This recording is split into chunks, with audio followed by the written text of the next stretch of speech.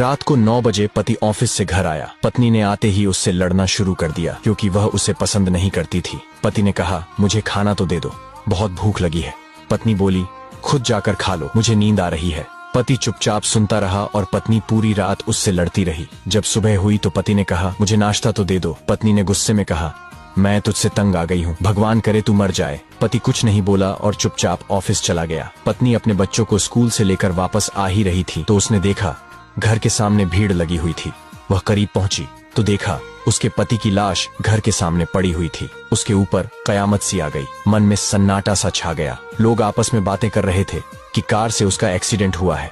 पत्नी जोर से चीखने लगी और चिल्लाने लगी कि मनोज उठ जाओ, मैं अब तुमसे कभी नहीं लड़ूंगी, तुम्हें कुछ नहीं कहूंगी, मुझे कुछ नहीं चाहिए, उठो मनोज, तुम्हें भूख लगी थी ना, चलो मैं खाना देती हूँ, मुझे छोड़कर ना जाओ, उठ जाओ।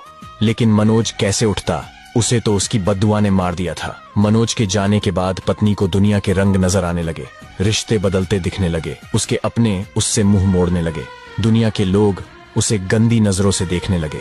फिर कुछ दिनों में उससे उसका घर भी छीन लिया गया, जो हिस्सा उसका बनता था सासुराल वालों ने उसे दे दिया। पति के मरने के बाद उसे एहसास हुआ कि पति जैसा भी हो, चाहे पसंद का हो या नापसंद का, लेकिन औरत के सर का ताज होता है।